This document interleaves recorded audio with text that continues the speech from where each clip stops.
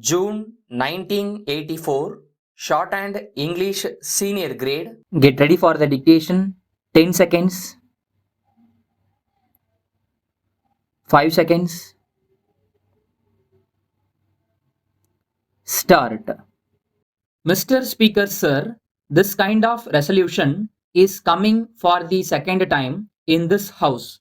In the year 1977, a similar resolution was brought before this very House, and the Minister for Law then argued against the resolution, saying that it was not practicable and that it could not be implemented because of the size of this country. He also stated that there were many problems facing the country and that the implementation of such a policy will require large sums of money. He estimated the expenditure at rupees 800 crores for the provision of unemployment allowance. That was the main reason why he rejected the proposal, even though he was sympathetic in his approach to the problem. I think the same reason may be given by the Labour Minister in his reply to the debate. I support this resolution because everyone knows that the problem of unemployment is very great in this country. It is the duty of the government to solve the problem. The government will always say that there are not sufficient resources, and if this responsibility is placed on the government by a suitable amendment to the constitution, the government will have to accept it. In my opinion, if there is a will, there is a way. If the government wants to take this up seriously, I have no doubt it can get the resources necessary for this purpose. In this country, after 35 years of independence, we are not able to solve many of the problems facing the country, and there is great unemployment not only among the educated but also among the uneducated people. The reason is that the education that we are providing in this country is not serving the real purpose. During the British period, the system was introduced and we have not yet changed it to the extent we want. This is responsible for the present situation. We are producing graduates in large numbers without any purpose. Every year, a large number of graduates come out of our educational institutions. If we go to the villages, we will certainly find that about 20 people out of every 100 are educated. I am sorry to say that they seek employment only as clerks.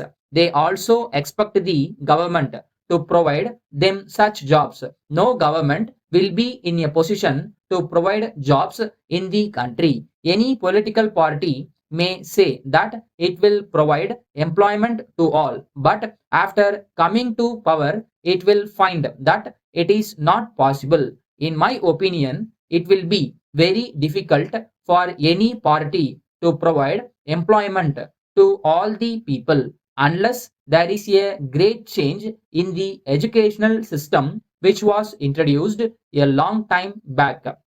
In this connection, my request to the government is this. Of course, it is not in the hands of the labor minister, but I request him to impress on the educational minister about the necessity to make a change in the scheme of education provided to the people.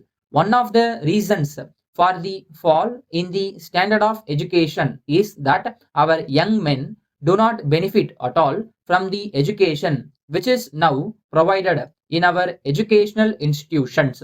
The education that we provide at present to students should be job oriented because we need technical men in various branches in our villages. But I am sorry to say that we are not having sufficient number of these people. If we provide this kind of education, we can provide them with employment. Letter dated 20th June 1980 from Kumaran and Sons, Madras, to Messrs. Gopal and Brothers, Madurai. Dear sirs, kindly refer to your enquiry of the 10th instant regarding our new product advertised last week. As you are aware, we are specializing in the manufacture and sale of the said product. We can guarantee that our product is of the finest quality. It will be introduced in the market within a few weeks, and we are now ready to receive wholesale orders. The exact date for the opening of the retail trade will be announced next week. We have decided to give this commodity considerable publicity, and we have already launched our publicity campaign in all the leading newspapers in the country. At the same time, we are also planning a vigorous press and poster campaign so that the name of our product becomes well known to the public by the time the retail trade is started. We propose to publish our advertisements in several English and Tamil papers throughout the country. We enclose here with details of advertisement materials that will be supplied free to those who stock our product, and copies of the leaflets that will be distributed to the public. They contain information about the uses and advantages of our product. Our representative will show you sample packets and take advance orders. We would welcome your valuable suggestions for making our advertisement campaign a success. Yours faithfully.